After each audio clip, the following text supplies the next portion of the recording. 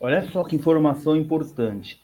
Nicolas Ferreira revela que Bolsonaro fez um pedido a ele, é claro, a outros deputados muito importantes antes da votação. E ainda mais, um plano foi revelado para que Hugo Mota pudesse pautar a questão da anistia e da elegibilidade do Bolsonaro. Vamos acompanhar aqui agora, rapidinho, vou trazer para vocês aqui o que o deputado falou em uma entrevista especial ao Metrópole sobre exatamente esse pedido que o Bolsonaro fez para ele. Olha, gente, a coisa foi muita treta, muita discussão em Brasília nessa votação, e agora vamos acompanhar o desfecho disso com essa informação aqui do Nicolas Ferreira, que eu já vou trazer para vocês aqui. Enquanto isso, já compartilhe, já deixe o seu comentário sobre esse tema aqui, que é muito importante.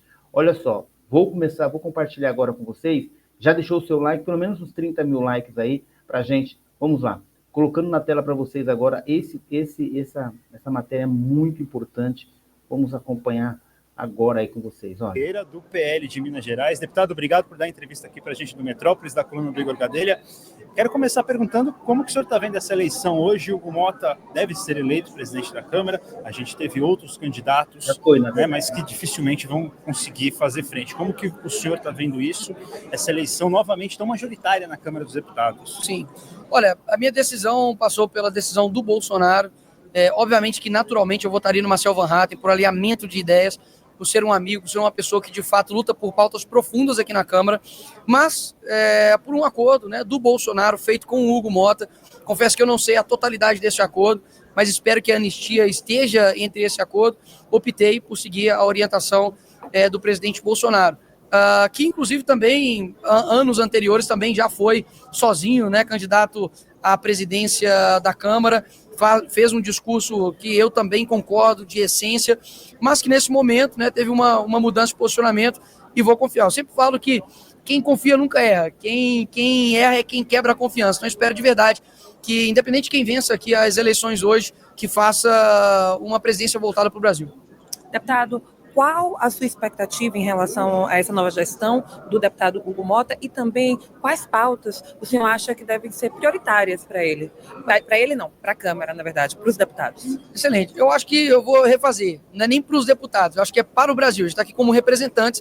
Então eu vejo, Milena, que principalmente, até o mesmo meu vídeo demonstrou muito isso, uma indignação generalizada das pessoas com a alta carga tributária que tem o Brasil. Então, eu vejo que projetos que reduzam a carga tributária aqui no nosso país, só a legislação da carga tributária é literalmente o peso de um elefante, ou seja, é impossível hoje um empreendedor, um empresário, ou até mesmo uma pessoa que trabalha informal sobreviver com os altos encargos aqui no nosso país. A defesa das prerrogativas dos deputados, nós estamos vendo hoje os tribunais retirando candidaturas e principalmente somente de pessoas de direita. Eu jamais vou pedir cassação de nenhum deputado, seja de esquerda, seja de direita, por conta de opinião. Não existe crime de opinião aqui no nosso país, e muito menos ainda de um parlamentar que tem assegurado no artigo 53 da Constituição a imunidade parlamentar, seja por qualquer palavra e voto civil e penalmente. Então eu vejo que a defesa prerrogativa é algo muito importante e principalmente, por último, mais ou menos importante, a anistia. Vejo que o nosso país precisa de uma pacificação, a gente precisa, de fato, inclusive, que a própria esquerda faça o que eles prometeram durante as eleições, que é pacificação, e eu não vejo isso, principalmente na figura do Lula, e muito menos na figura do Alexandre de Moraes, que tem diversos crimes já denunciados, não somente aqui no âmbito nacional, mas também internacionalmente. Uma pergunta sobre o PL da anistia, que talvez vários parlamentares bolsonaristas colocam como uma das prioridades da Câmara dos Deputados para a Câmara dos Deputados em 2026. Inclusive, o novo líder do PL, o deputado Sóstenes Cavalcante, falou com a gente e colocou a anistia realmente como uma prioridade. Mas o ponto é, ele falou muito bem que precisa ter um ambiente político para votar anistia, que não adianta simplesmente tentar tratorar a anistia, porque talvez não tenha os votos necessários. Como que vocês da bancada do PL, que estão na linha de frente dessa briga pela anistia, vão trabalhar para criar esse ambiente político, justamente com um governo que é totalmente contra o projeto? Eu acho que é importantíssimo sensibilizar as pessoas com a história verdadeira, deixando aqui bem claro, eu jamais passaria pano em qualquer crime que foi cometido aqui nesse local. Isso aqui é um prédio público, aqui existem obras históricas, isso aqui precisa ser conservado. Portanto, a esquerda, por outro lado, a esquerda já cansou de fazer baderna, a mesma baderna, o mesmo tipo de crime, e não tomou uma pena proporcional igual eles estão tomando agora. Aqui no Brasil, você não tem estuprador, homicida que pega 17 anos de cadeia. Você está vendo aí, por exemplo, traficantes sendo soltos aqui no nosso país. Então, isso gera uma indignação nas pessoas. E digo mais, existem pessoas inocentes que estão presas. Eu falo isso com propriedade. Pessoas que entraram aqui, não é feito manada, mas que não depredaram absolutamente nada e foram pegas como, enfim, um criminoso ou até mesmo quase que um terrorista. Então, eu vejo que a forma de sensibilizar isso é, de fato, contando a verdade. Eu fiz uma série, tá inclusive no meu canal do YouTube, contando várias histórias de pessoas que foram presas por conta de um erro de homônimo, né, que chama homônimo, né? Ou seja, tem o mesmo nome que uma outra pessoa e foi preso. Um morador de rua estava preso até há pouco, um autista, enfim. São diversas medidas jurídicas que foram totalmente desproporcionais, a gente precisa rever isso. Afinal de contas, até mesmo porque há pouco tempo atrás, não muito tempo atrás, o senador Randolph e vários da esquerda estavam atacando o ministro Alexandre de Moraes. Inclusive, o próprio ministro Alexandre de Moraes falava as mesmas palavras que eu falava. Chamava o governo do Lula de corrupto. E hoje eu não posso chamar o Lula de ladrão e estou tomando um indiciamento criminal por isso. Ou seja, a balança está completamente invertida. Vamos treinar um pouco a pronúncia nativa. Quando os nativos vão falar, por exemplo, esta. Deputado, hoje em reunião com a bancada do PL, o ex-presidente Jair Bolsonaro, ele deu algumas orientações ali para os filiados do PL, para os integrantes do partido, e ele chegou a comparar um pouco o que ele fez, as propostas que ele fez no governo dele ao governo do presidente dos Estados Unidos, Donald Trump. Como é que o senhor está vendo essa relação hoje do Brasil com o presidente americano? Como é que o senhor vê isso? Até emendando um pouco a pergunta dela, o senhor esteve lá nos Estados Unidos agora na posse do Trump, com certeza conversou com muita gente, e às vezes as declarações do presidente Trump são numa linha um pouco mais contrária ao Brasil, falando de taxação, falando de oposição aos BRICS. Como que o senhor está vendo essa relação mesmo, como a Milena perguntou? Olha, a relação agora está completamente diferente da relação que nós tínhamos do governo Bolsonaro. O Trump e Bolsonaro têm uma relação amigável, e a gente sabe que as declarações, por exemplo, da própria Janja, né, que simplesmente, não quero repetir aqui a palavra, mas mandou F, o cara mais rico do mundo, e não somente pela riqueza dele, mas pela extraordinária contribuição tecnológica que ele faz para o nosso mundo.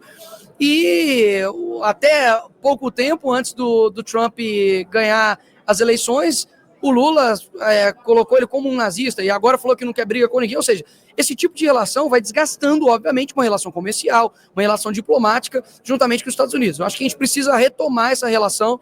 Eu acho que existe um trabalho feito, né, internacionalmente com isso. O próprio Eduardo Bolsonaro tem esse trabalho, né, de trânsito com diversos parlamentares, senadores dos Estados Unidos. E espero, né, que a gente consiga futuramente, ano que vem, ter um governo melhor para poder a gente ter uma relação melhor com os Estados Unidos. E eu acredito que para a gente ser um país soberano, a gente não pode ficar dependendo de outros países. Eu quero que o Brasil seja um país soberano, que não dependa de ninguém, para poder termos liberdades, para poder termos liberdade de expressão, mas agora, obviamente, ter uma ajuda digamos assim, de um país que é referência para o mundo inteiro, obviamente é muito bem-vindo. O senhor falou sobre o ano que vem, sobre a eleição. Qual é a expectativa de vocês para 2026 em relação à presidência da República? Porque a gente já está vendo que a disputa já começou e que vai ser acirrado o negócio. Olha, a desaprovação do Lula está com uma marca histórica de desaprovação, principalmente após, né, do dia 15 de janeiro, o dia da volta aí do PIX, que o pessoal falou. Vejo que em 2026 a gente precisa focar muito no Senado. O Senado é a casa onde ele consegue fazer um contrapeso ao STF, que para mim é o que desbalanceia hoje a nossa República. Então, o Senado é um grande foco. Acredito que a própria presidente Bolsonaro já deixou isso claro nas suas intenções. Se a PEC passar, a PEC do Eros Biondini, que reduz a candidatura para 30 anos de idade, com certeza vou ficar muito feliz em poder servir o meu estado e o meu país aqui na Casa ao Lado. Ia perguntar justamente da PEC, porque é uma PEC, a gente falou da anistia, mas é uma outra prioridade também a PEC, que diminui a idade necessária para concorrer ao Senado Federal, uma prioridade de vocês da bancada do PL também, não? E como que está essa discussão com o Hugo Mota? Porque acredito, claro, o Hugo já fez reuniões com a bancada do PL, o Hugo já esteve com vocês, e vocês apresentaram prioridades que não foi só o projeto da anistia. A PEC ela é mais recente, então nós vamos ter uma reunião, ou até mesmo hoje, ou na semana que vem, para tratar a respeito disso, Altineu e Hugo Mota. Essa PEC não foi proposta somente pelo deputado Eros Biondini, inclusive outros parlamentares, inclusive de esquerda, já apresentaram isso aqui na casa. E eu vejo que se uma pessoa de 30 anos pode governar um estado, ele também poderia estar aqui representando aqui o seu estado na casa revisora, que é o Senado. Então eu vejo que é totalmente plausível. O estado de Minas Gerais precisa de bons representantes aqui, que de fato consigam dizer o que o público está precisando. Infelizmente, o Rodrigo Pacheco deixou muito a desejar. Votamos nele para poder tirar a Dilma, mas eu acho que eu preferiria a Dilma. Pelo menos ela ia fazer a gente rir, enquanto o Pacheco, infelizmente, tem dado um desgosto muito grande para os mineiros. Aproveitando uma última pergunta, a situação da deputada Carla Zambelli. É uma situação que a gente conversa muito aqui nos bastidores, e o próprio PL, pelo que eu apurei... Meu sentimento é o seguinte, eu, com certeza, não tive. Está considerando que a situação é diferente do que aconteceu com o deputado Deltan Dallagnol, que é um risco do PL perder os votos que a deputada recebeu. Isso afetaria diretamente a bancada de vocês, que hoje é a maior aqui da Câmara dos Deputados, o maior partido. Como que vocês estão vendo isso externamente? O que dá para fazer? E se dá para conversar com o deputado Hugo Motta para tomar alguma providência sobre esse assunto? Olha, se eu não me engano, outros 3 deputados perderiam também a cadeira juntamente com a Zambelli, né? Porque ela foi puxadora de votos. É o seguinte, qual foi o crime da Zambelli? Crime de desinformação, crime de fake news. Assim, eu vejo que é simplesmente argumentos que são utilizados somente para um lado. Porque se você vê aqui nessa casa, a gente tem o maior divulgador de mentiras da República, que é o senhor Janones, que na época da eleição, por exemplo, falou que o Bolsonaro era canibal, falou que ele era pedófilo, inclusive fez com que um vídeo meu, que não é meu, né, como se fosse eu, um ator pornô gay, e divulgou isso para as pessoas, ou seja, é um nível muito baixíssimo.